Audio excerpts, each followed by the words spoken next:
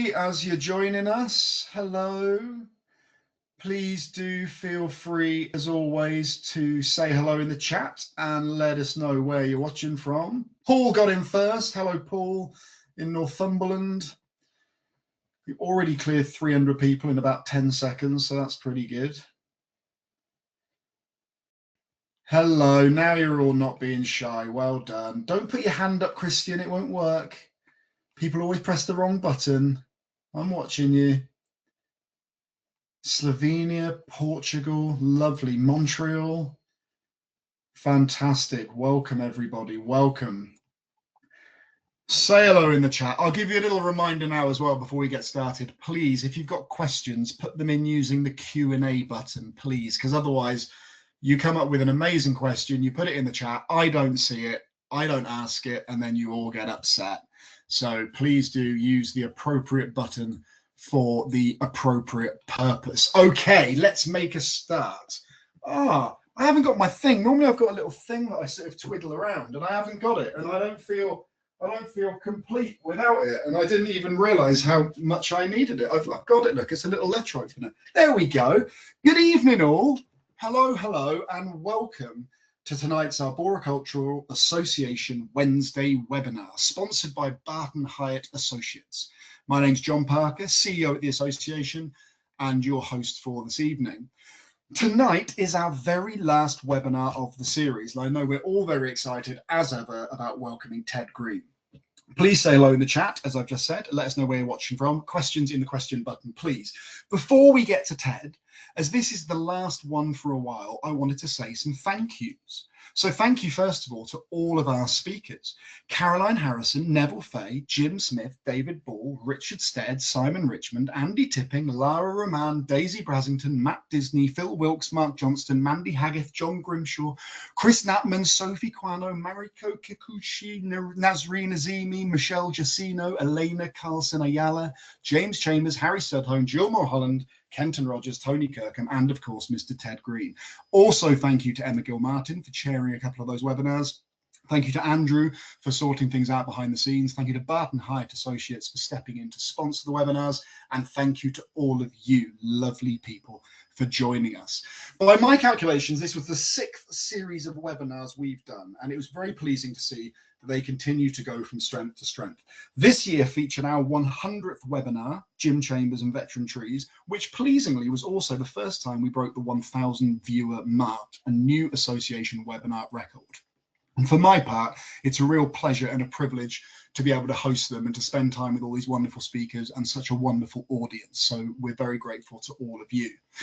If you miss the webinars when they're gone and you need something to do, then in April, just a couple of months from now, the Arboricultural Association is holding the Green Equity Symposium right here in Stonehouse and kindly sponsored by Bartram Trees. We all know about the benefits of trees and green spaces, but we also know that those benefits are not shared equally across our communities.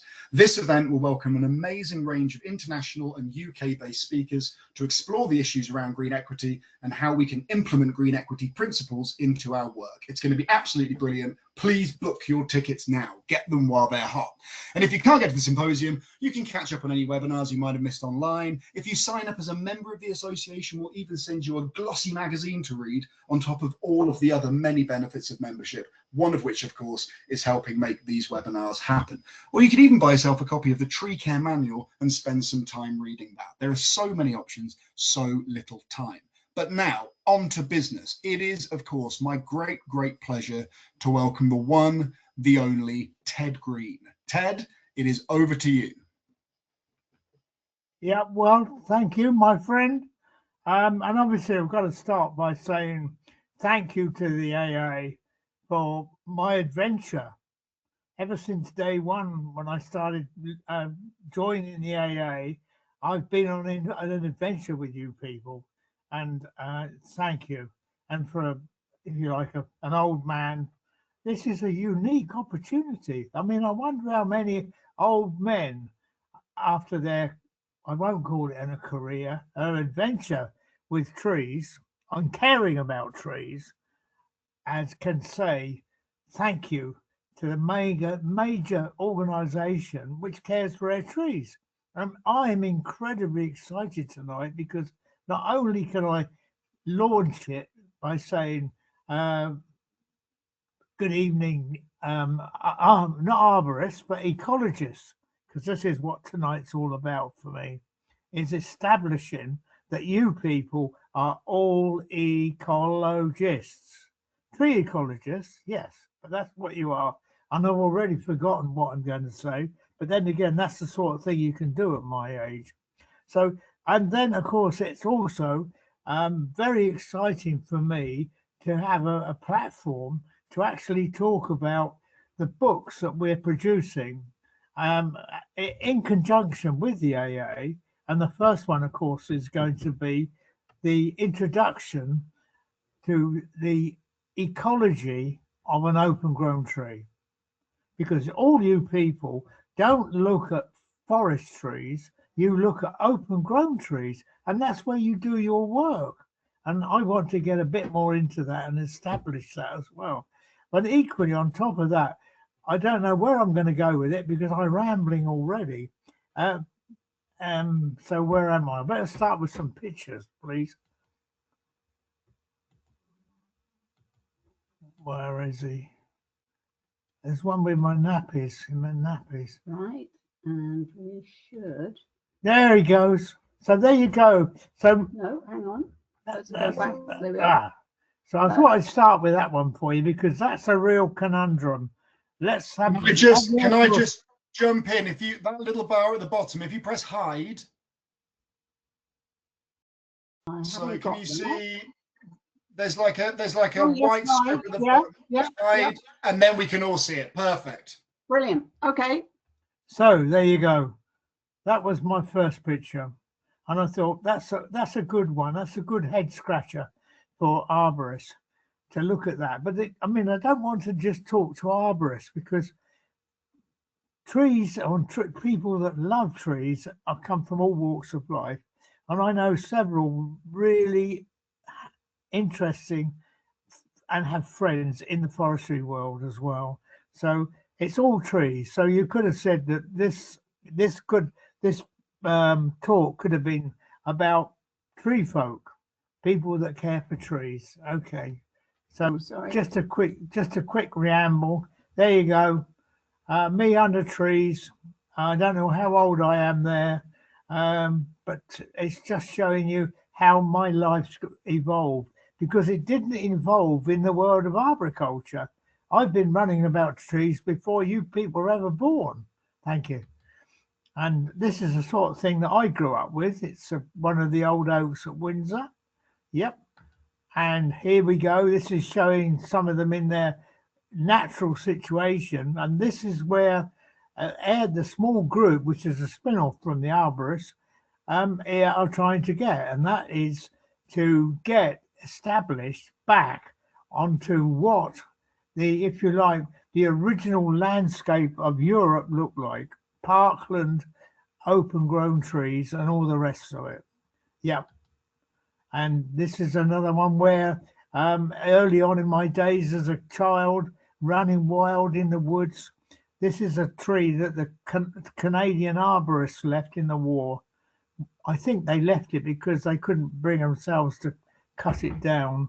But this is what I lived with. I lived with trees. Thank you. And of course these. I mean, the idea. I mean, as I say, I never thought about trees being cut down or damaged or whatever because they had fungi on them. Fungi was a thing which I grew up with. And Windsor, of course, was one of the places where trees were allowed to grow through their grow naturally into old age. In many cases, most of you people never get to see a tree like this because it's seen as a threat and it's cut down long time before we ever get to see the progress of a tree with decay on it. And again, I mean, I when I left school, I worked in a university as a technician in biology, and most of it was to do with plant diseases anyway.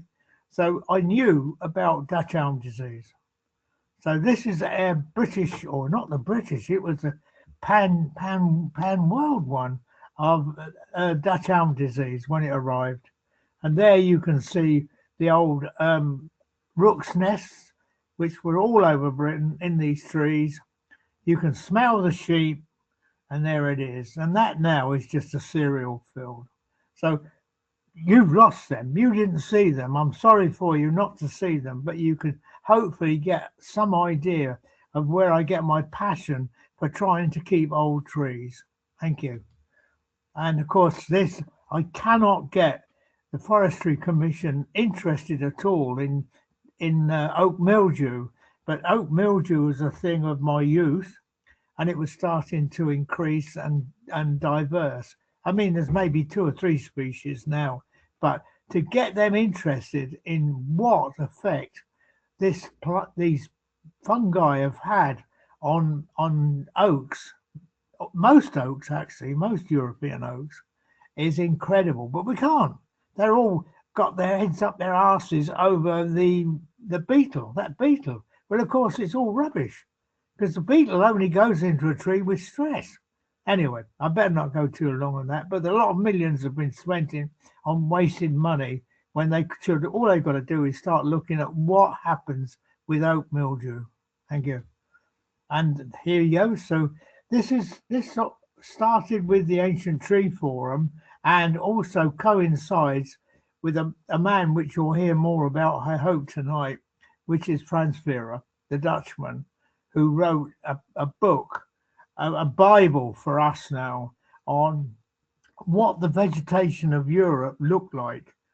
And he wrote it in 2000, and we still cannot get it off the plate.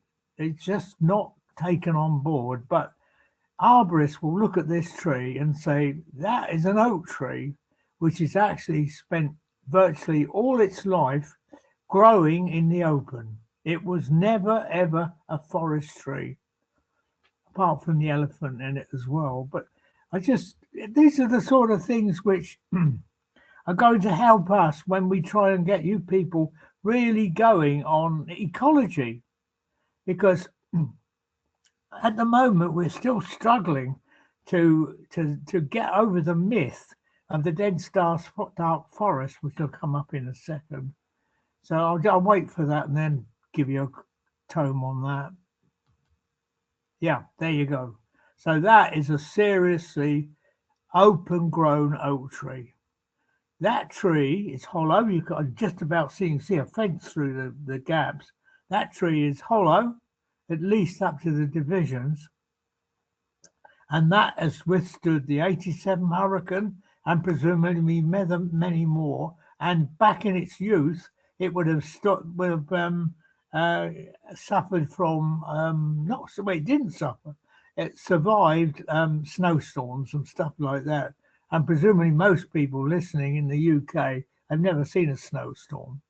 But so that is what I call a real tree. And this is what arborists are all about.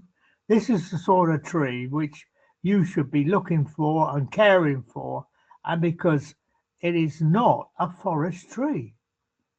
And this is your forest is not interested in these sort of trees. It's you. Thank you. And we can't forget their beloved Scots pine, because that is their most light demanding tree in Europe. And look at it. This is how it likes to grow, not just a load of poles in a forest compartment, which is the myth, which goes around all the time now. Yep. And the USA's got it. This is a tree obviously planted many, many years ago, but they use them as shade trees. This was their air conditioning, and they were using it. And it's lovely, lovely. Look at it. Look at it. Here, insurance companies and whatever go ape at that tree, but never allow it to grow like that. But here, this is what we've got to do, is start pushing on the value of trees, all trees. Thank you. And this is where I live. And there are some open grown shade trees and amenity trees and whatever. And these are the trees that you manage. You are arboricultural ecologists, because there's nobody can tell you how to manage that tree. No ecologist. A tree ecologist can tell you. So this is the sort of thing which I want to press now, because these are the sort of trees we want to see across our landscape, or the European landscape anyway. Thank you. And this is just to show it's a historic one, but in the background, it's in Romania, is an open grown beech. It's a fruit tree, because if you look right in the foreground, you can see a pile of nuts. Yeah. And there they are. And they've been raked up by people the year before, and the seed has been removed, and the seed is used as either food or oil, food for man, food for animals, oil, and even in this case, that would be burned because the seed's been removed. So most trees in our past in Europe were fruit trees or grown as fruit trees. And the only other profession, if you like, which has anything to do with open grown trees, of course, are the orchards. You don't see a forest or a woodland of orchards, of fruit trees. They've got it. So why have we lost it? Yep. And there's my friend. So I pull the legs of most people that say, oh, we planted 500 trees and we did this and we did that. You planted a woodland.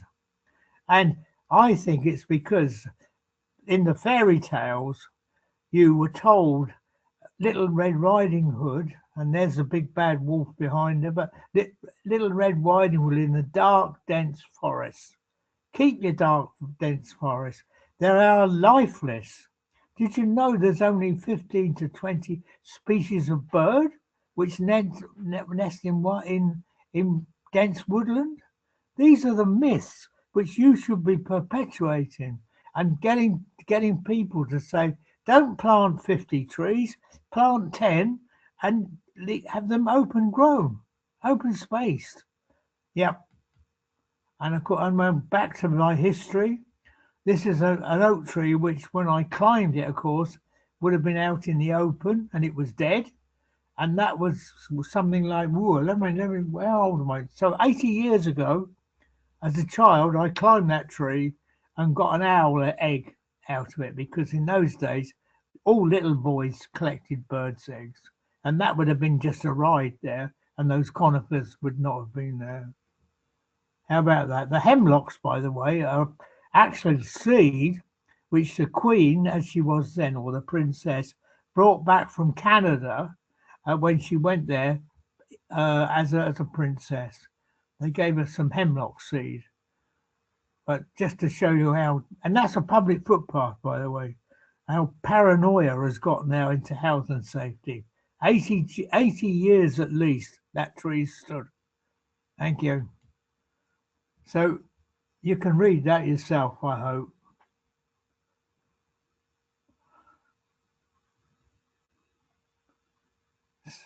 So I've got all my faith in microorganisms and the world population. Something's got to happen about the world population. Yep. But this is probably more pivotal to talking to you about trees and nature, because pretty well everything we now take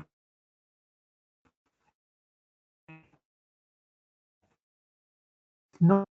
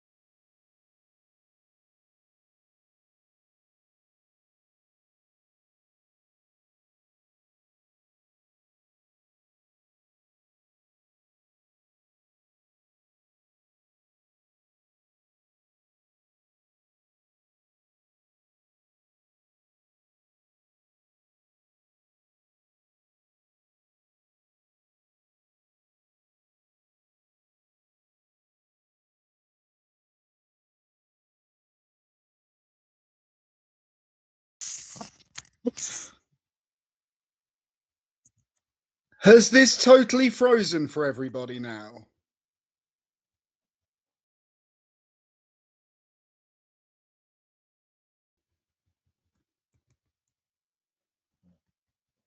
Okay. I can see Ted moving now. Someone can hear me. I wasn't sure if it was me who was frozen or Ted who was frozen. So I've rushed downstairs and now I think it's Ted who was frozen. Hey, so let's chat. It's fine. It's just the 500 of us here. Weirdly, Ted's frozen, but I can see Jill moving around, which is kind of more disturbing. Ted, I think you're muted now. Could you try and unmute yourself and see if that works?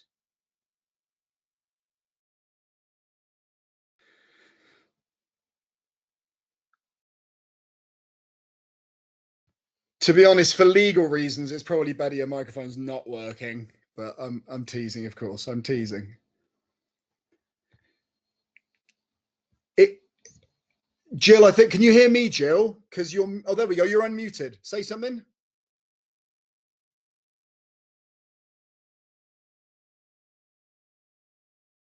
So talk amongst yourself there, folks.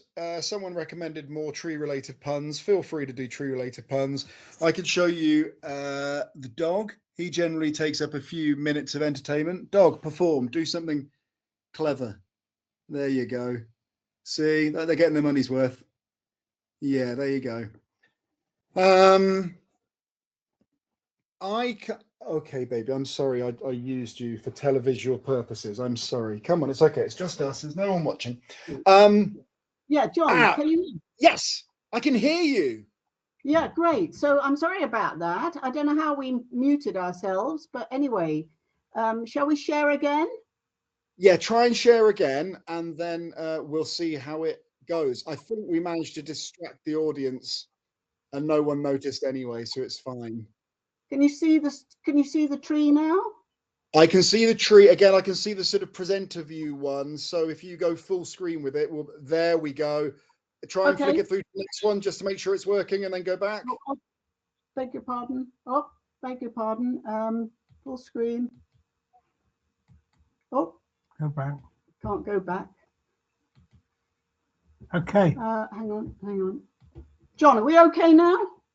It looks perfect now, so go for it, and I'll shout if there's any problems. Thanks. Great. Sorry about that. Okay.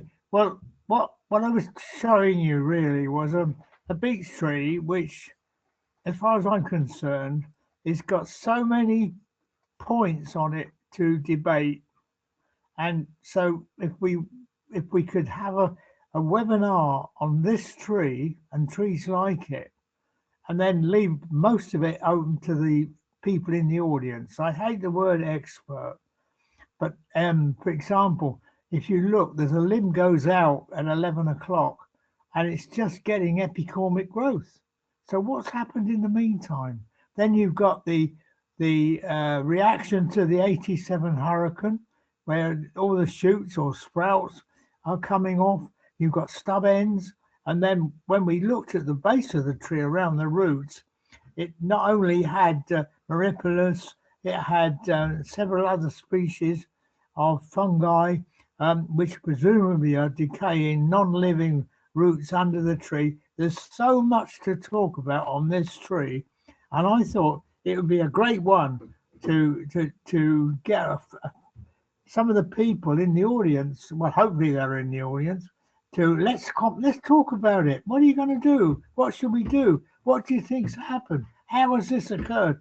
There's a million questions from this tree. Rather than knowing the answers, let's look at the tree. So I would like to do a couple of webinars, not me, with other people, where we pick some not problem trees like this, and then get the people to express their opinions about them. That could be quite a learning curve for many of us. Yep. And there you go. Assumptions and sweeping statements. That's what that's what your profession is all about. But it is a good one for you. Yep. And this is what happened soon after we started what we called the Ancient Tree Forum, and that was based on our concerns for the way our old trees were disappearing or being managed. And this is a classic where the person that did it thought they were doing the right thing. So you don't criticize people that do things. They did this, but it obviously was wrong. Neville Fay actually coined the phrase no future loss of our old trees, and we still stand by that. But the Ancient Tree Forum was a mixture of people that care about trees, several Arbs, and with their wisdom. And that was what carried us forward in those days, that drove us, was that we would go to a site and literally stand there and discuss. And things were really kicking off. So, and quite interestingly, of that original group of people, most of them are still friends. It'd be very, very interesting that the passion for looking after or accepting we've got to look after our ancient and old trees is still there. And if you look at this tree, how would we discuss it, for example? It's possibly an open grown tree from day one, and it may never have been a pollard. But then again, when you look at the cut ends, the chances were it was cut later on in life. I don't know. But that is the sort of thing which we want to get in this new book which we're going to produce. And I ought to explain that we need the tree ecology book to establish you as tree ecologists, but equally the book is needed because you don't have a voice. You're swamped and covered and smothered by forestry and all the rest of it, and the belief that Europe, especially Europe, was covered with dense dark forest. It wasn't. It was never. It was more like this. It was open. Because you've got to ask yourself, where did the animals and that find food if it was a dark woodland? I think I've said it. I'll say it again. There's less than 20 species of bird which actually nest in these woodlands which they're planting today in 20 years' time. They'll be too dark. There's no food. And so this is what I came up with early on in those days. And the saying, I think, is it 200 or 300 years? 300. It's 300 years ago. A chap said this. Oh, 400. Who? 400, 1600s. Did you get that, people? 1600, somebody said, an oak tree. And there you go. So take that vision home with you. Yep. And I'm jumping about a bit, but there's so much I want to talk about. Of course, it's all in the book anyway, but this is Mount Etna. And if you want a tree trip, go to Italy or Sicily. Good food, good trees.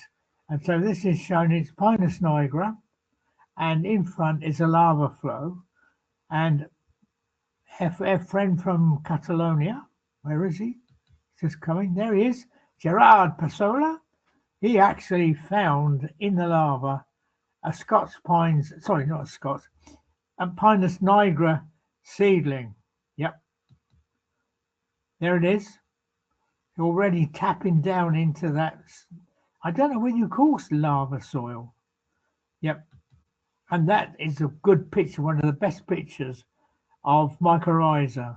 So that seed has dropped into that crevice, and whether it had the mycorrhiza in the seed, because it's wind blown off that woodland in the distance, whether the seed carried the mycorrhiza or the mycorrhiza has dropped in as spores. We don't know. But it's interesting to think that we should be looking at that, put some traps down to see what comes over in the air. And this is another one of Gerard's. and this is 9 meters down in a rock crevice, and you can see the root 9 meters down is Scott mycorrhiza. So it's just one of the ways that all these trees in the semi-arid regions of the world actually survive. The ones that you find are ones that have got their roots down through these crevices and trapping into a water source way down and taking the mycorrhiza with them. Yep. And there you go. We've got to think more, or I hope you will think more about the role of other microorganisms, including fungi, in with a tree. They are, well, basically I would say they're essential, but you'll get lots of arguments as to why they find trees with no mycorrhiza and all the rest of it. But this is a classic showing, and those could be several kilometers across or several meters, and that's how they go through that. I don't think they actually die. So these could have been, these mycorrhizal fungi here could be thousands of years old. Yep.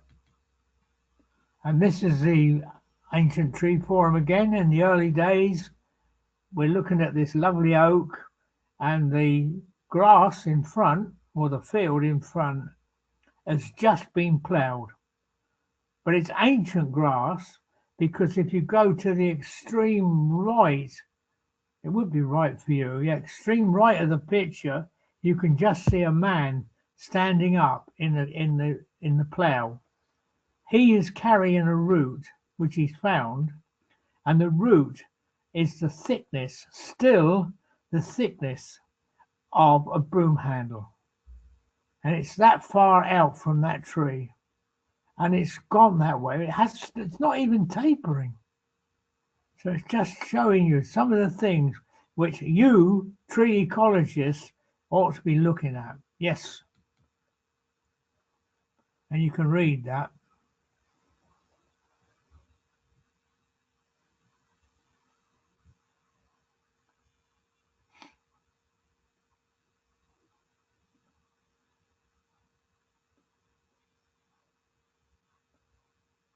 So these are an essential part of your ecology.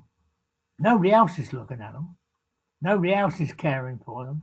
Nobody else realizes the implications of the damage they get, which could fill 2 or 3 of these seminars. Yep. And this is, of course, my favorite, because that says it all, really. That shows the oak and scrub and succession and all the rest of it, of what basically Europe looked like. And I know there's some people from Texas. Well, I've seen similar trees down in Texas and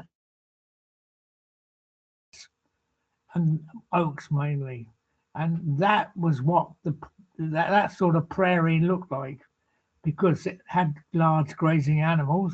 And in Europe, of course, we had them too, but we've eaten all ours. And this is just an old breed of cow. So there you go. So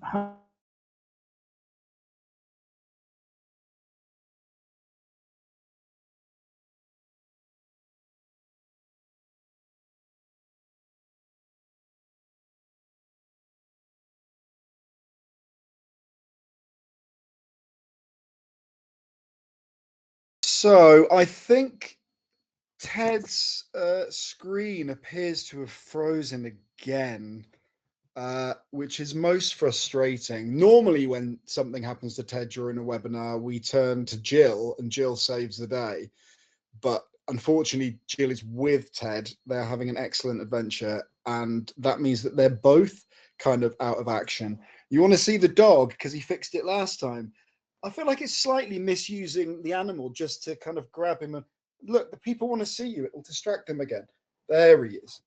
I'm sorry. I know you're just a prop. I'm sorry, darling.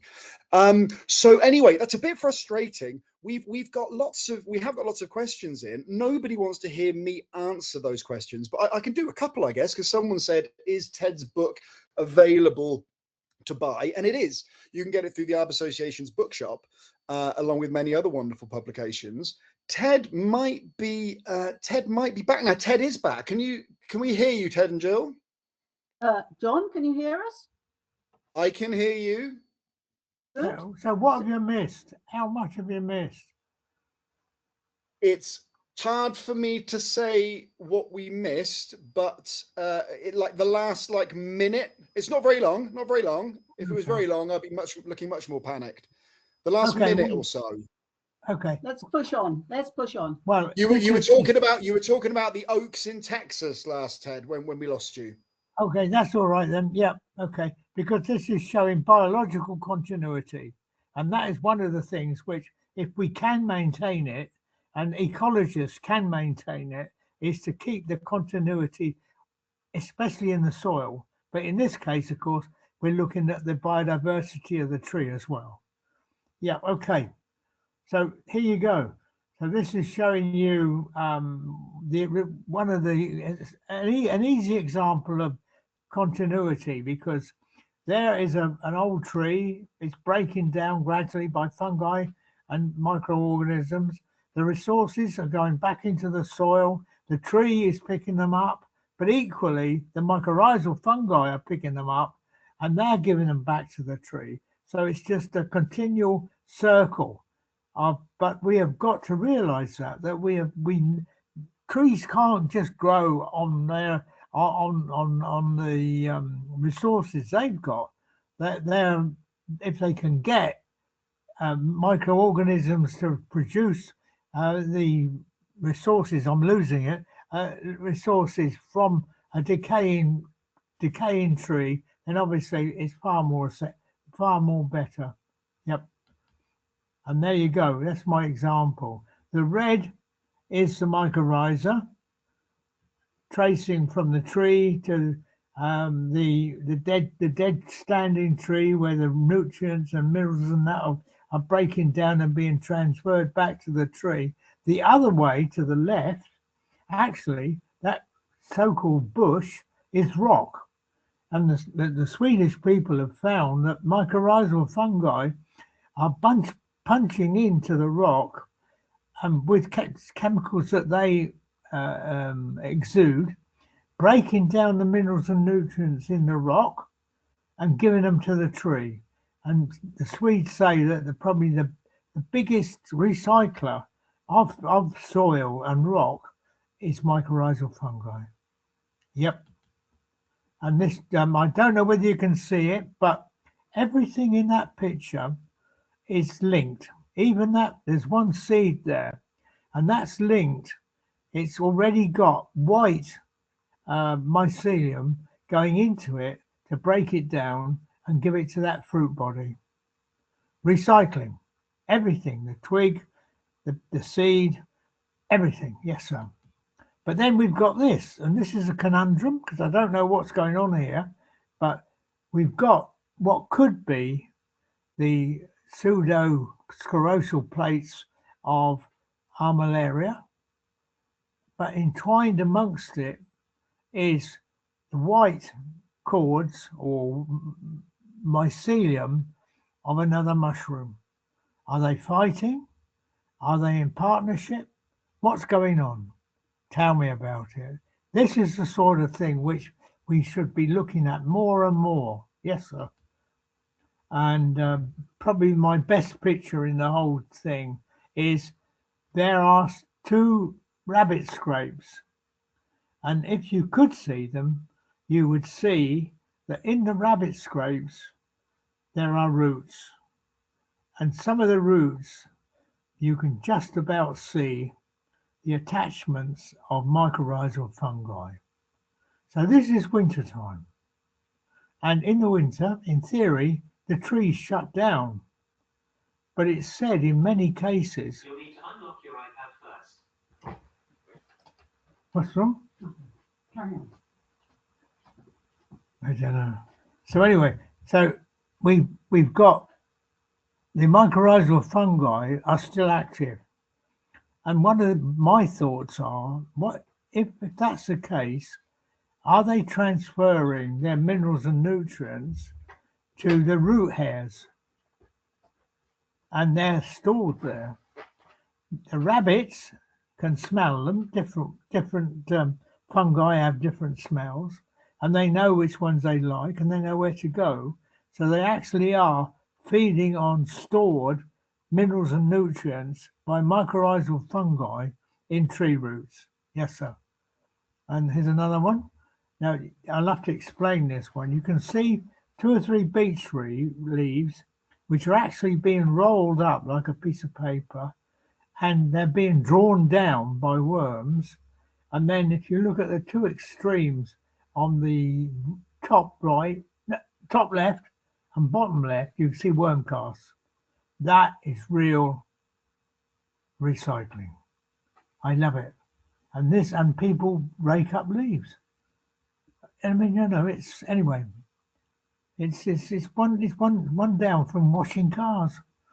There you go. This is the French showing you how you start at the right hand side. No, sorry, start at the left hand side and draw it down, and you show how the soils are getting replenished by worms. Wonderful things. Yes, sir. And then don't forget fungi, multitude of actions. These are on organic horse poo. For people across the water, we call it shit. But there you go. This is what most of the horse paddocks in Britain used to look like. But we've got rid of them, and you'll see in a minute, by chemicals. And again, there's rabbits, and there's the dung beetle taking those down. And a friend of mine in parasitology points out that 50% of the pests and the diseases are transmitted in the poo. So if you've got a diseased animal dumping this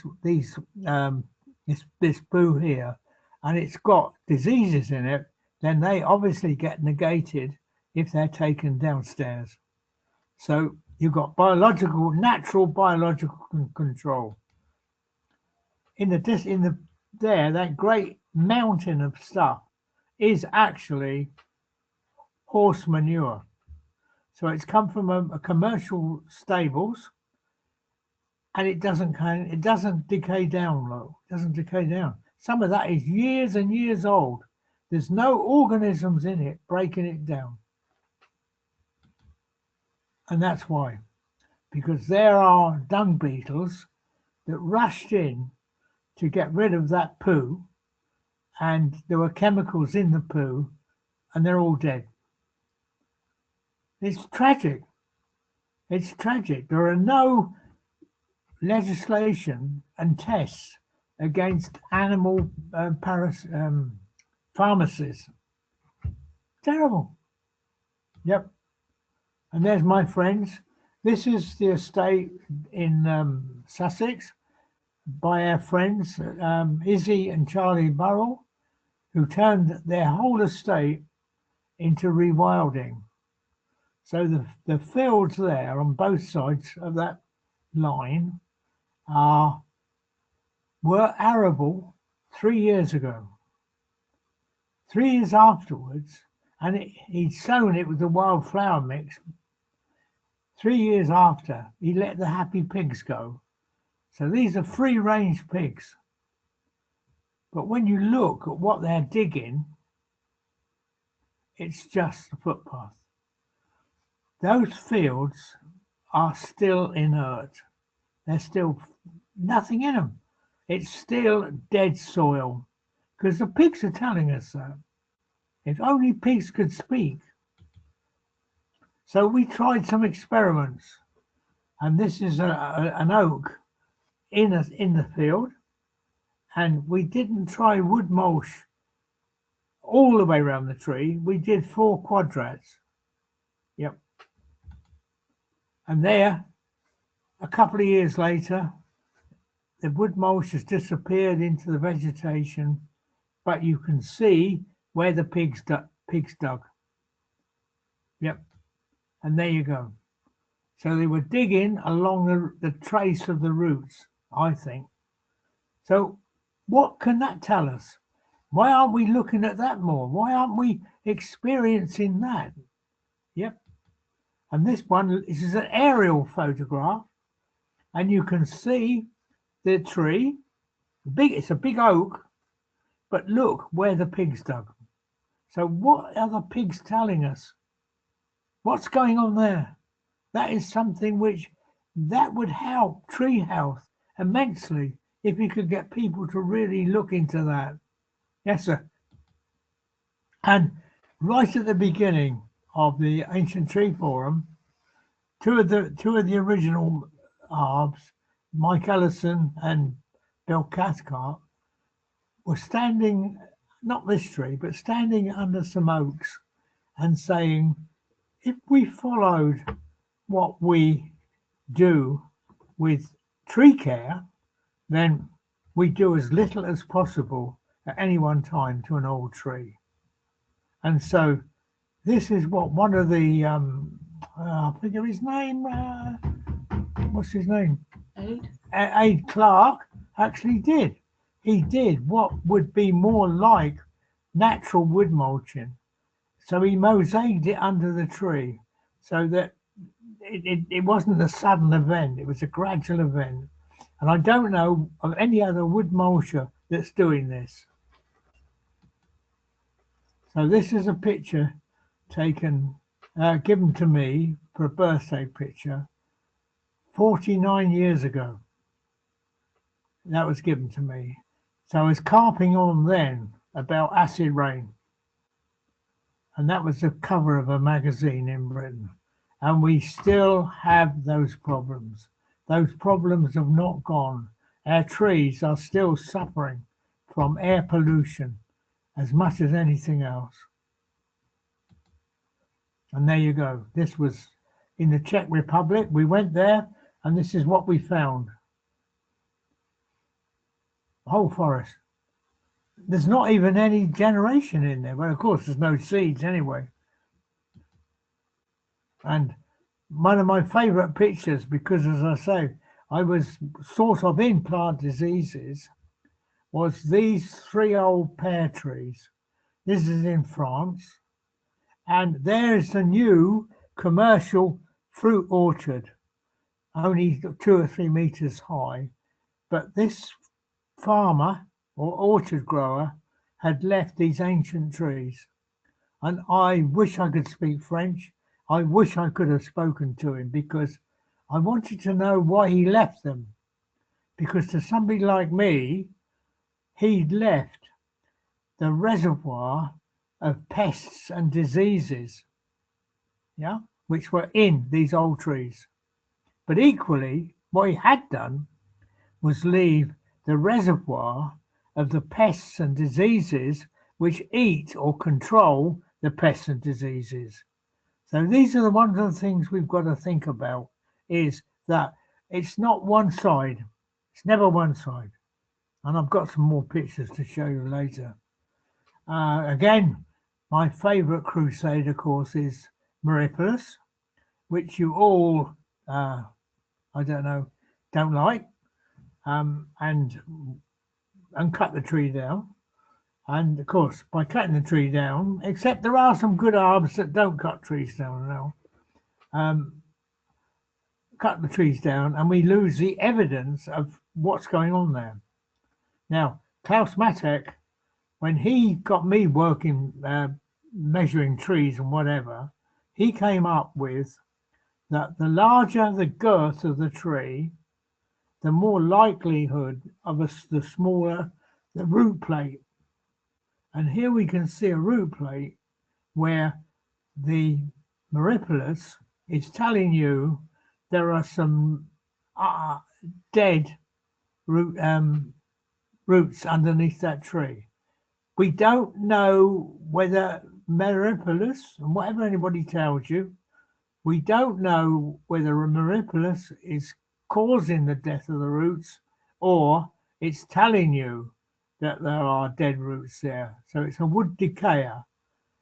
But it means it doesn't alter the fact that you have got to look after that tree. But what we're hoping to do is that you would look at that tree and say, what can I do to the crown? Or can I move the footpath away? Can I do whatever? But that's your job, not mine. I'm not an arborist. Yes, sir. And this is one at Windsor. Let me think, nearly 40 years ago, this tree had Maripolis all the way around it. And many people now have got find these trees where the tree, from whatever was killing the roots, has gone and the tree is recovered. Yeah, and here again, this is one of our lovely oaks, which has mushrooms actually decaying it, the heartwood, and it's perfectly healthy. Yep, but I mustn't go on too long about that. But that's looking up inside it. It's a complete, if you like, tube. And I tried to get Klaus Matek interested in that because I was talking about if every new growth ring on that tree is allowed more movement, does it mean that the sapwood is more resilient to the movement and it's safer? So it's a safer tree. And this is one of the things, of course, which when I first started on my own recording trees, but not for recording trees for biology, I soon realized that lots of the old oaks and beeches at Windsor were all hollow. So I developed a theory about hollow trees, okay, which has been expanded by other people. And what happened was, obviously, academics tend to be a bit snobby and know it all. So at work, lots of people laughed at what I was saying. And this is what really drew me to the Arbs. So I spoke to a lot of Arbs, in confidence, of course, very confidently. And nobody laughed. Nobody laughed. And I thought, this is the measure of these people, that somebody like me comes along with this way out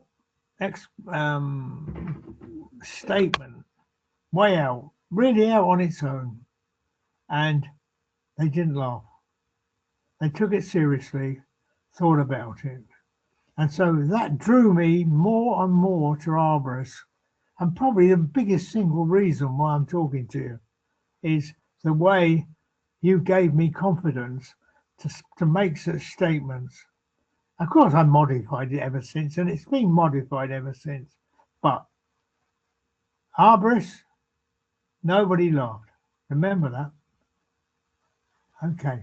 The scientists, but they didn't laugh. And of course, this is one where the man was trying to winch the crown out. Okay. There was one before I needed, sorry. Oh, sorry. So if you go back a bit. I don't know if I can do that very easily. Yeah, so what happened was this tree was hollow, as you can see, and they tried to take the top of it out by winching it with a tractor. And it just shows you the strength versus the roots of that tree when it how it ripped it out of the ground, and where the hollowing has got to in the next slide. And if you think about it, when you go out, have a look at the door, car door, and you can see that all crimped strength. And I think this is, we've got to ram these sort of things home. That's what we've got to start thinking about. We've got to get through this old dogma about, you know, I can hear it now, people sucking their teeth. Yep,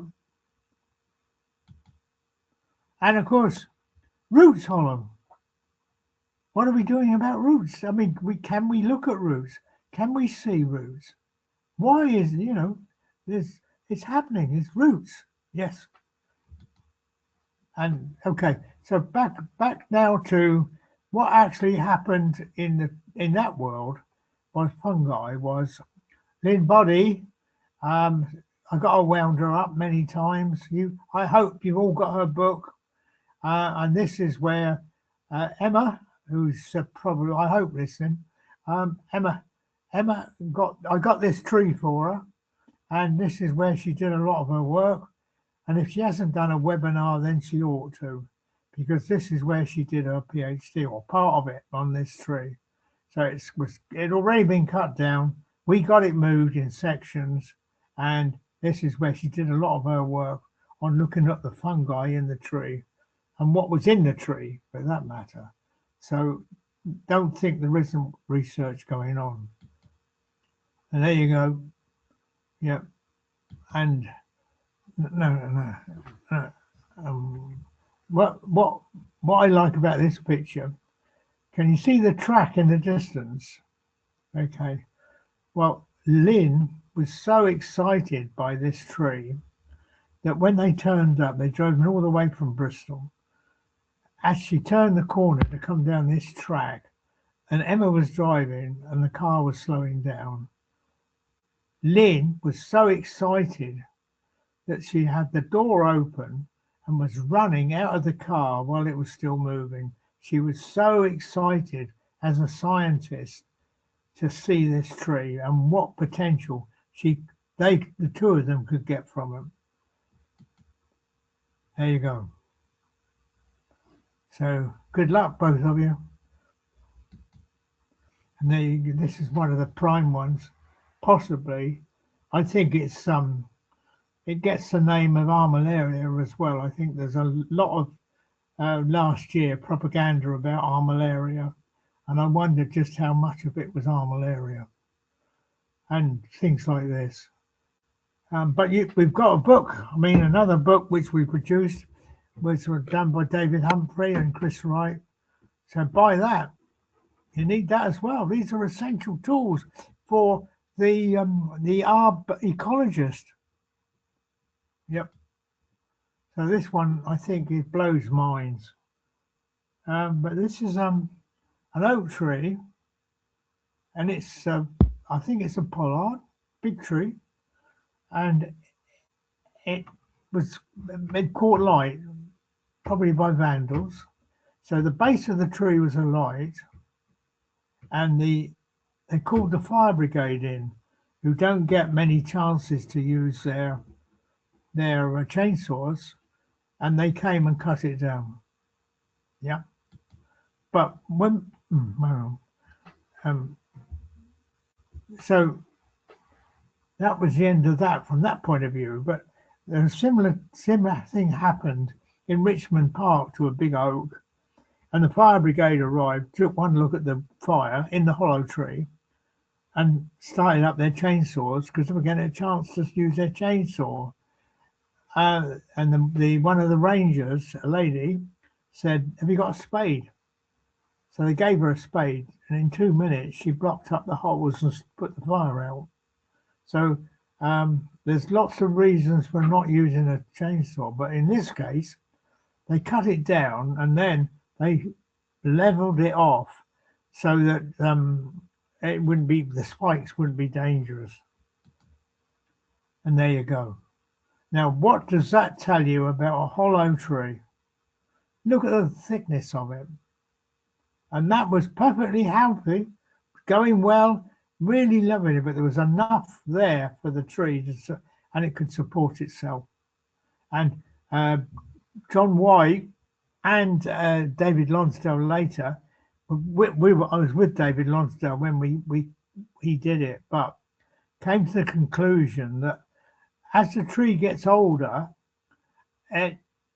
the growth ring, the width of the growth ring stays the same, but the circumference of the tree carries on growing, so the length it gets bigger, so therefore it's thinner, and eventually the tree starts to divide into columns. Big discussions going on about the columns at the moment, but all those ones that are preaching about them ought to come and see this tree. It's an eye opener, and this is presumably because of places like Windsor, where in many cases the trees are allowed to go through their natural, or as natural as we can get, natural aging process. I love it. And this, I'm hoping to go into somebody's house one day and find this piece of wood, because some bugger nicked it at one of my talks. This is a polished piece of oak from inside an oak tree, and that the polished wood is the action of thousands of ants that live in hollow trees, and you presumably use the hollow tree to get into the canopy. It's a safer way up. They go up inside the hollow tree to feed on the organisms and that in the tree. But somebody's got that in their house. And please, if any of you know who's got it, give them a gentle reminder to return it to Ted. I'm very, very sad to think that somebody stole that. Yeah. So just a couple more. This is a nice big Ganoderma in the UK.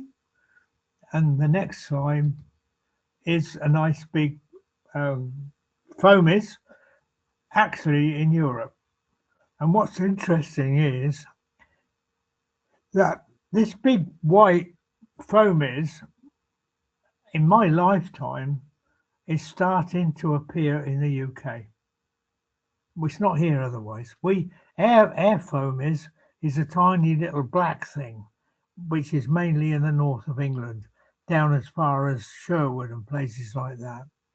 But we are starting to get this big one. But why?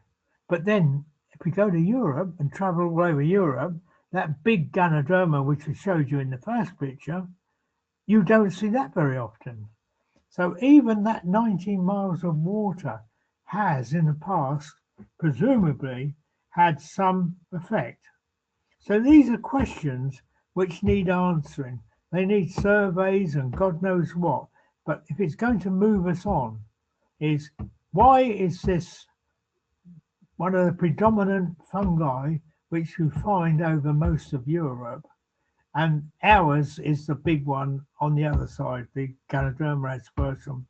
I don't really like using Latin names because they change them. So there's all these questions out there for the new ecologist. Yes, sir. And this you can find in trees like poplar. So I like to think of them as trees with, what is it? What's it not? Rightwood, where the fungus, or Pholinus in this case, can travel through the root system. So it's the same, basically the same tree, but they really do. And you see the brackets probably at the left-hand end, and they come out of the knot holes, the old knot holes of the tree. So that's one way of it moving. But what I'm trying to say is that the wood that it's decaying is aging.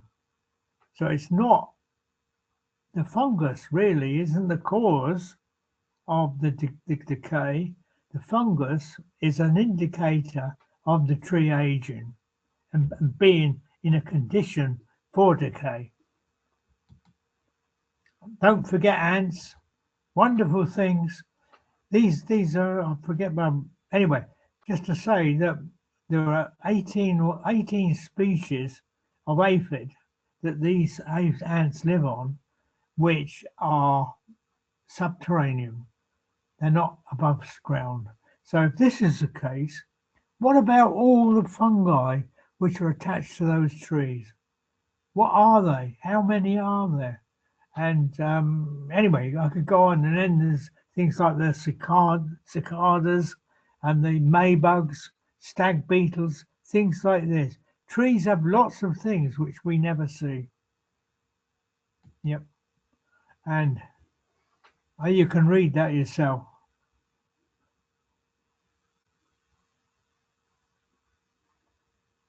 Yep. How am I doing for time, John? Well, Ted, I mean, you can go as long as you want, mate. You've done about an hour so far, but there's no problem at all. You go for it. We'll ask some questions at the end, but don't rush it, mate. Right. Okay. Well, that's just this is one to provoke the new arboricultural ecologist. This is a picture we took in Poland 30 years ago. The ecologists, or these were actually woodland ecologists, were actually way ahead, are way ahead of us in ecology when it comes to trees. Yes, sir. I'm gonna rush. So, and what about conservation of dead wood? So this is one which I came up with.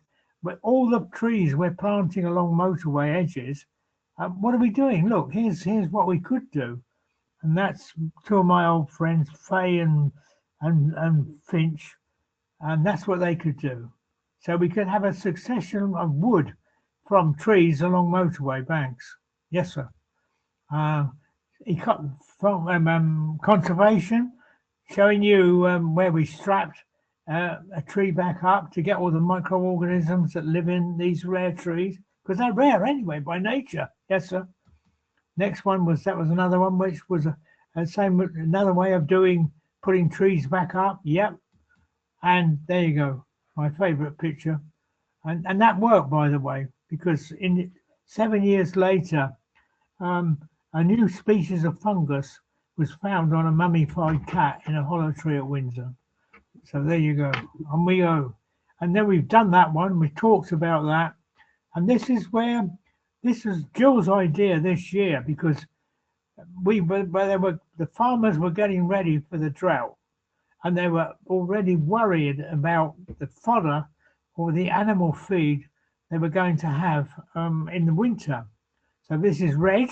He's up a tree, and the cow's keeping him up there, because immediately he's using an electric saw. Immediately she heard that, she came in and started eating that browse. And that browse was going to be used as tree hay for the animals in the winter. So you can start doing that now. Start saying to people, look, store your leaf litter, or I don't want to chip it and take it away. I'll store it for you down the bottom of the garden, and you can feed your horse and that in the winter. Yes, sir. And there you go. Yep. And of course here, this one showing you how this is a medicine tree. She's come in. She hasn't come in every time, but she's come in, and she's having medicine. And this is probably one of the Salix species, which of course is salic acid, which of course is aspirin, which is a medicine tree. So you can do it. Start advertising another part of your profession. Yes, sir. Pollarding. And there you go. That's up in Scotland. You can see the old stone wall. That stone wall is where they kept their animals at winter. Sorry, in the night. But what did they have?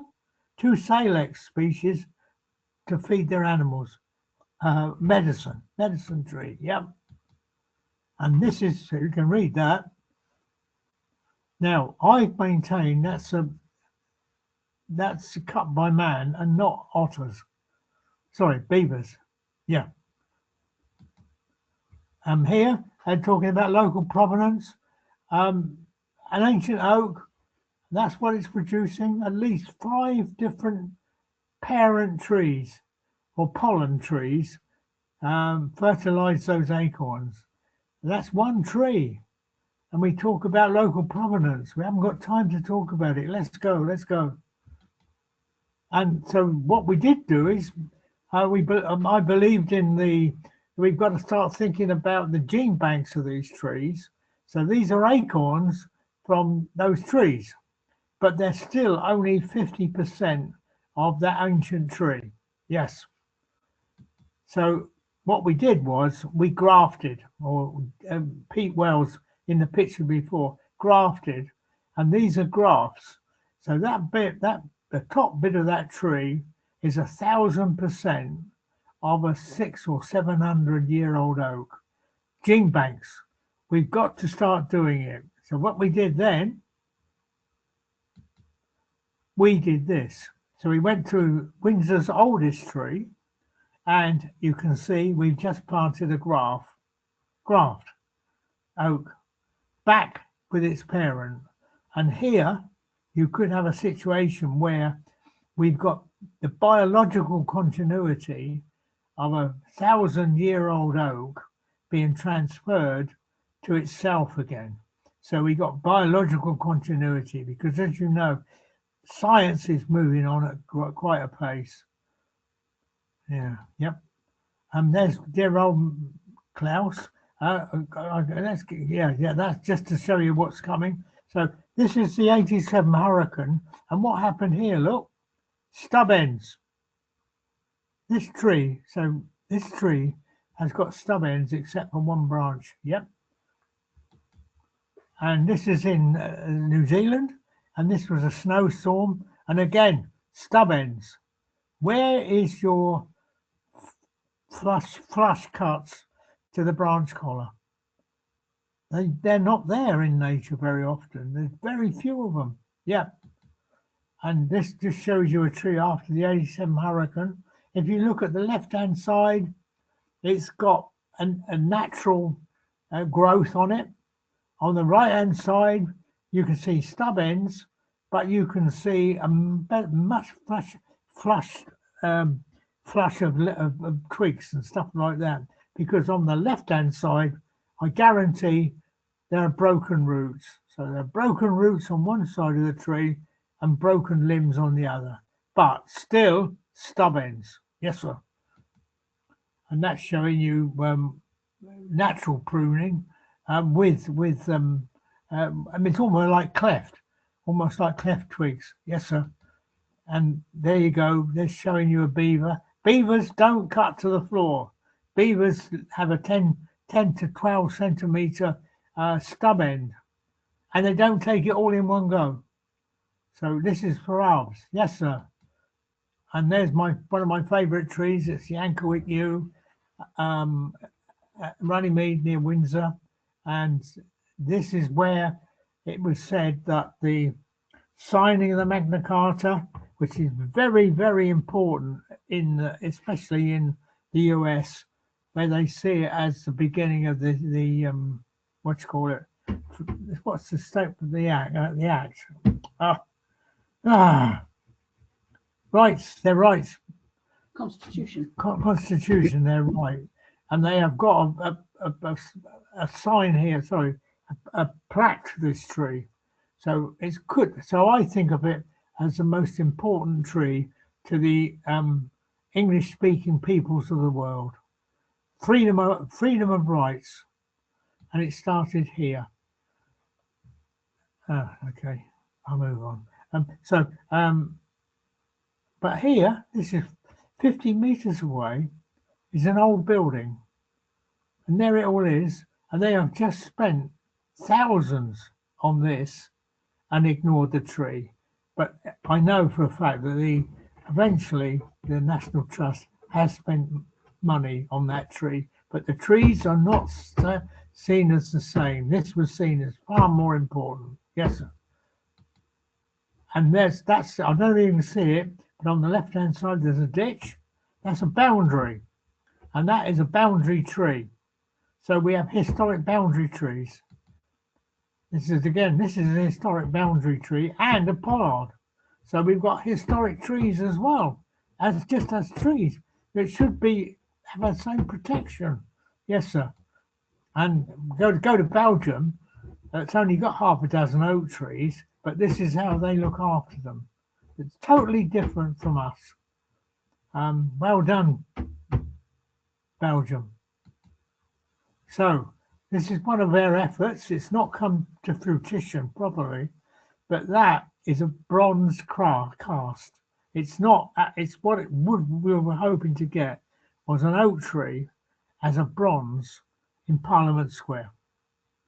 We got the money. Everything was working well, but anyway, it fell on stony ground. Yep. And so all we've got left now is this, and that's in one of the buildings at Windsor. But it's trying to raise the profile of your profession because you are the people that look after these things. Yes, sir. And this, I got it. This is Hampton Court. This was a seriously ancient avenue, and the people that are doing it are the gardeners and the landscapers who still go back to the old days. But they don't realise, of course, that one, we have got the expertise in the arboricultural world now to look after these when they were old trees, and they're historic. And no longer, I mean, their world is denuded of old trees and old avenues. So, and of course, the young people don't care. They don't need a row of cauliflower or cabbages or whatever because that's what they look like. The uniform trees. This is an old dogma. This is dogma which has got to die, and it starts with you people. Yes, sir. And this is get on a bit quicker. This is Australia. The right-hand tree is an elm from Europe, and the left-hand tree is an oak. This is a green somewhere in Australia. They're in their 6th year of a drought. And when the Aussies get a drought, they get a drought. Here is our trees from Europe. They've adapted and changed their whole season to be the same as Australia, and they're producing fruit. The ground underneath those oaks were smothered in acorns.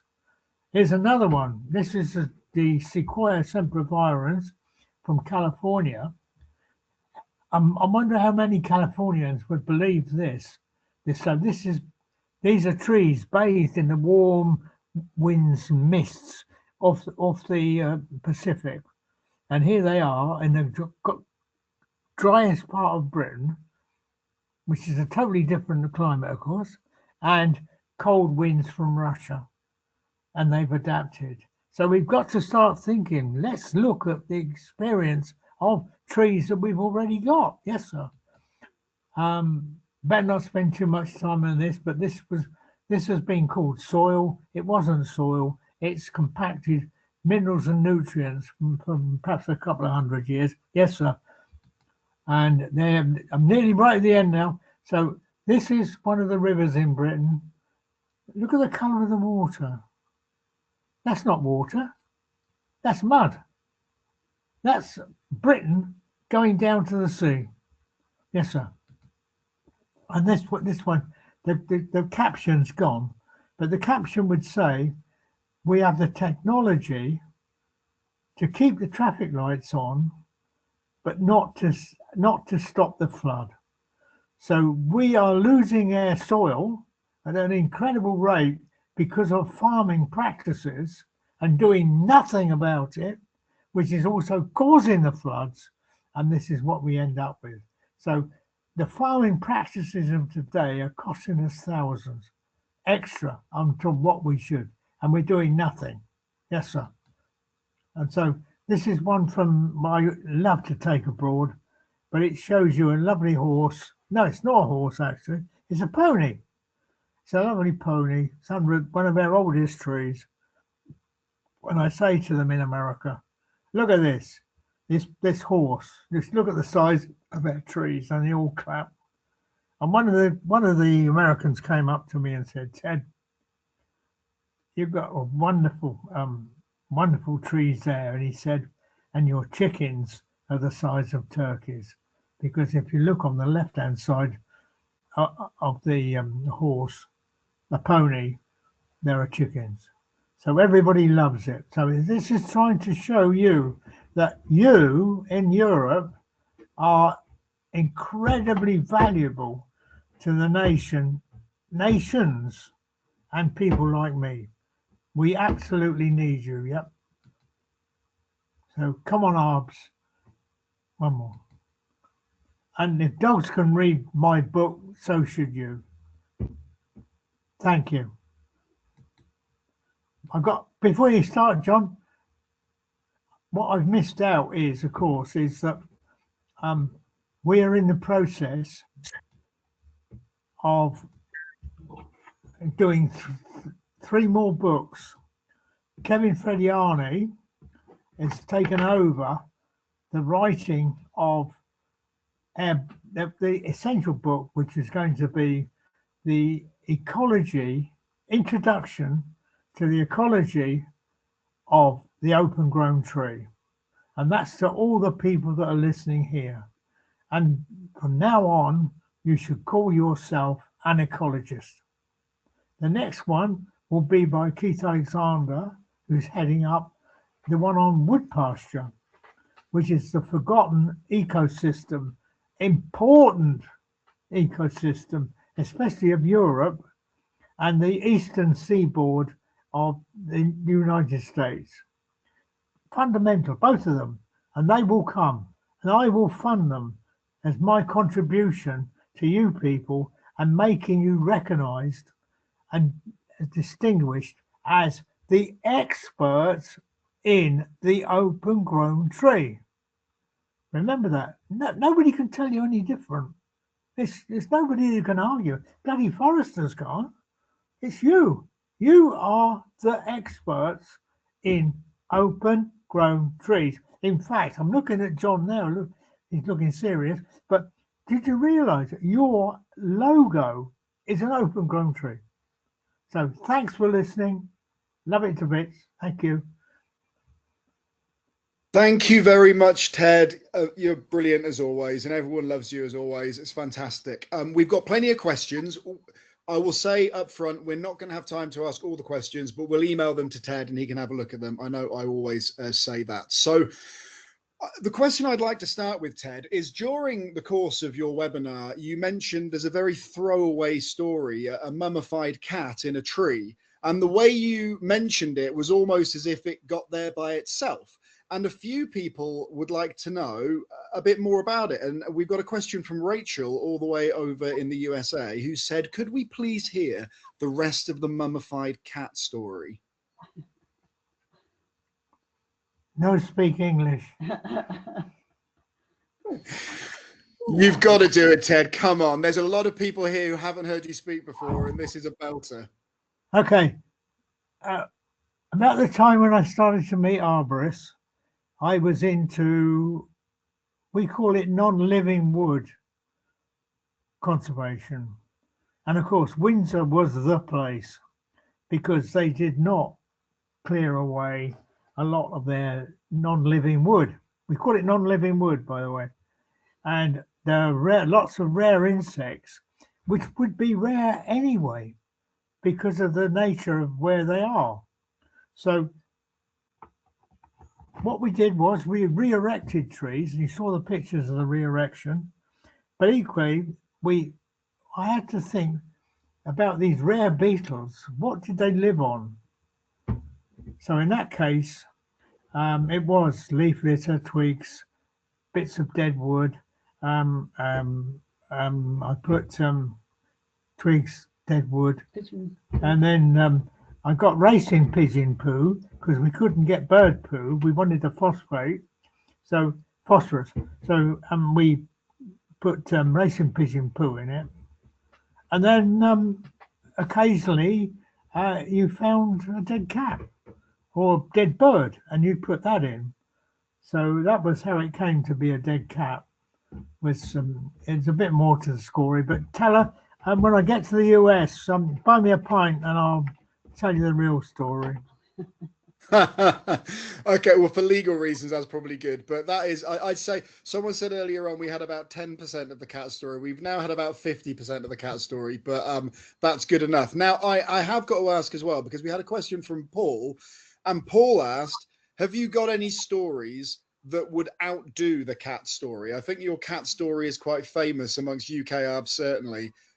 Is there another story you want to share with us? It's a safe space, Ted. There's only 500 people watching. You can tell us any even more shocking and exciting stories than that. No, no, not really. No, no. But we have had a lot of students from Merris Wood over the years, and we like to think that a lot of those stories are out there now. And Bob Warnock, one of the original ancient tree forum people, ran an estate, Ashstead, and he had lots of big ancient oak trees which have been burned in a fire, and he left them standing, but they rock and all the rest of it. So he wanted to make them safe. So he got a friend of mine, Steve Radford, to get up there and cut the tops off, but not leave them as a flush cut, ugly, but to actually jag the ends of them. Yeah. And by doing so, made the first coronet cuts, because we're near Windsor, so coronets, that's how we did it. So that was how that came about, by naturalizing cuts. But many of the students that came with Jack Kenyon and James Boyd to Windsor from Merris Wood, they actually, we would get them to practice that. And the best one was the stub ends. So I got a real thing about stub ends. You know, this business of cutting to the branch collar. Oh, try and go out and look. Shigo said, go out and look. Go out and look. And you will see that nearly all the branches that are left on a tree are stub ends. They have a stub end, at least a metre and maybe 2 metres. But these young Arbs, in those days, they're all training, got up the trees and they loved using that chainsaw. And it's a beautiful instrument. And I can take you still to some of those trees at Windsor where the Arbs cut the stub ends, and you cannot tell the difference between a natural stub end and a man-made one. But they're natural. They look natural. Nothing looks worse than looking up into a tree and seeing that flush cut. It's awful. Awful. And we're in the 21st century, for Christ's sake. You should be doing it. You should be leading the way. When you get your customers, say, look, I'll show you what I can do. And they'll love it. Most of them will see the point of it, because we are in the 21st century. We're moving on from car washing. You know, one of the most banal pursuits known to man, washing a car, mowing a lawn. Can you imagine running up and down on a piece of lawn, making it look like your dining room carpet? And you're doing the same to the tree. Imagine little green men. They come here every year and look at us, seeing what we're up to. And it's Saturday morning. And they look out of their little aircraft and look down, and there's a creature going up and down on a piece of grass. And then they switch, because they can see, all got X-ray eyes, look, and it's into the house. There's another creature going up and down on a piece of lawn, carpet. Come on, get a life. Get a life. And you're Arbis, and you can do it with your industry because you are tree ecologists. And get ready for those books, by the way. We'll get ready for the books. Don't worry, Ted. Okay, so we've got one question I promised I'd ask, so I'm going to go back to it. Hang on. So Joanna said, my daughter, who has been bombarded with tree info her whole life, is listening into the webinar too, and she wants to know, what is your favorite tree? And Joanna would also like to know, what is, if I know it's impossible, but what's your favorite tree if you had to pick one? Well, I suppose I'd say the one I'm looking at, but basically it's got to be the oak. In the old days, we used to say that the Rolls Royce, British of course, was the car and the rest were imitations. But when you sum it up in the tree world, I'm talking about temperate, and then in USA, it's got to be the oak. It's the only tree, and the oak took us around the world. The oak took the English-speaking peoples around the world. The oak helped us with the rule of law. and so therefore it's got to be in the oak. There's no way. I guess taking the British around the world could be a good or a bad thing depending on your perspective, but it certainly did that. Well, we'll debate that when I see you. And I'll add to that. Obviously, the oak is a species, but I'll put you on the spot. What's the best individual oak tree you've ever seen? I'm sure you're going to say one at Windsor, but what's the best individual one you've seen? I think every old one I see leads us to, it's rocket fuel to try and persuade the powers that be that these are what we should be looking after. We're looking after our old buildings, we look after our art collections, we do everything man-made, but our trees have got to be up there with them. And we do find that some of the aristocracy are very good about it. But it's down to you people. It's you. It's you. It's you. You do it. You don't. I've had it now. I won't be shouting much longer. I should be buried with the cats. I was going to say don't say that, and then I thought, well, that would be quite an experiment actually, but no, we won't talk about that yet. So we've got two more questions to ask, and they're both from Steve, and I like them both, and one of them is another sort of favorite question, I'm afraid. But Steve said, what was the most satisfying project that you've been involved in during your adventure with trees? Of all the stuff you've been involved with, all the wonderful achievements you've had, what's the one project that stands out as being your favorite? It doesn't. I think we're still pushing on. It doesn't end. It doesn't end. There's bad news all the way out there, but then you've got to couple it now with the good news. And we were in Spain recently. We went to a conference, 2 days, 100 people each day, but different. And the thing that struck me was that on both days, nearly half the audience was women. And I thought that was great. But one of the things which I missed out at the beginning of the talk was that I wanted to mention about my history with the AA. We got the bit. I got the bit in about nobody laughed, but right at the beginning, when I got to know them, I realised what an individual group of people you are. People that love trees. And one of the people I wanted to mention was Caroline Davis. I call her our brain. She's still a powerhouse in the Ancient Tree Forum and in the Arbs Association. I call her the brain. But at one time, many, many years ago, she was up for chair of the AA.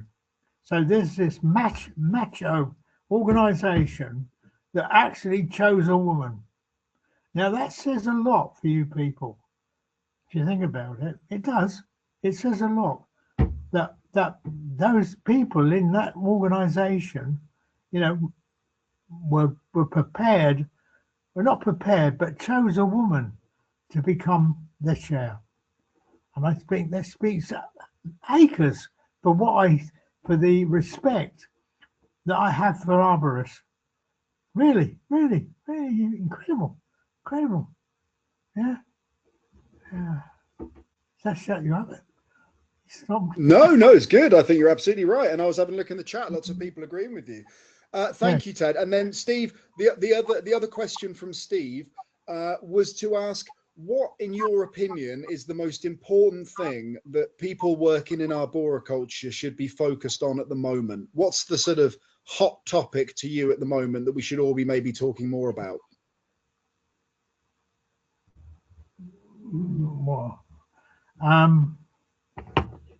Well, me, the one that I'm concerned about more than anything is the follow up from what's happened with oak mildews. I've watched them since a young man, and they have evolved. There's more than one. They've evolved, and they really are getting into our old trees.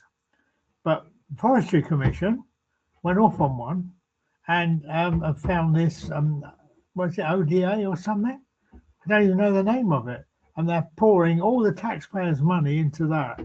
And they're missing completely the defoliation of all their oaks. And that's all over Europe and presumably North America as well. So I love my oak, and I think the arborists have got to speak up and get them away from looking at this beetle. The beetle is an indicator that the tree's under stress and gets into the tree. But the Forestry Commission got their hooks into it, have spent millions on this beetle and that sort of thing, when it was actually the indicator of the reason. So anyway, now I can't go down there anymore, can I? I mean, I feel that we got off pretty lightly, actually, and obviously for legal reasons, the Forestry Commission are wonderful people and they're valued colleagues. But I feel that we got away quite well. We've had worse webinars, Ted, where you've said more stuff that's worried me. I feel quite happy today. We've got all the way through to the last question, Ted, and the last question I would like to ask you is, and you've been on a few webinars, so you've picked a few books, but right now, what is your favorite tree-related book, Ted? Well, my book, of course. How dare you? No, I haven't finished. My book that I want to see out there is the one that Kevin's doing, which is going to be an introduction to an open grown tree. And that is you. Everybody that's listening at the moment, that's down to you. You will be the ambassadors for those trees, and it's your profession. It's time you were recognized. It's time. The battles I've had over the years when we get amongst ecologists and you realize they're woodland ecologists. They never thought of an open grown tree. So Kevin's book is a must. Save your money. It's coming. And I know you'll enjoy it. So thank you, everybody. I don't know whether I'll ever be on here again. I'm 91, but we have a lot of people that really do care, and a lot of you too. So there's a new saying out that I've come across, and it's "Go well, go to your bloody trees." Remember, when I'm dead and doing something bad to a tree, there'll be a bolt of lighting by your boot, and it'll be me, because I should be up there watching you. Thank you, John. And thank you, Ted. Ted, I should say you're actually 91 and a half. So, you know. I did it. You're 91 and a half. But yeah, Ted, you will be on here again. You'll be on here on the next series of webinars. And I've got no doubt I'll be getting a phone call saying that you've got an idea for conference as well. So don't you worry about that. Ted, you are an absolute legend. Honestly, mate, it's just a privilege to do these things with you. And you are an inspiration to me personally, but I know to hundreds of people who are out there watching. You are a genuine legend, and we all love you. Thank you so much, Ted. I should also mention that we've got another legend sat just out of shot, which is Jill Butler, who needs to do another webinar for us as well. Go on, Jill, give us a wave. We know you're there. There's Jill. Look at that. Imagine the quality of an act when Jill Butler is the supporting act off screen. So thank you both. Ted, you're brilliant. Thank you to everybody who's watched these webinars, all series, to all of our speakers, to Barton Hyatt Associates, and to everyone who makes these happen. It really is wonderful to do them, and you're all brilliant. So we cannot wait to see you next series. And we will definitely be having another webinar from Ted in that next series. So thank you, Ted. Thank you all. And we will see you soon. Stay safe. Go well. Bye-bye. Go well.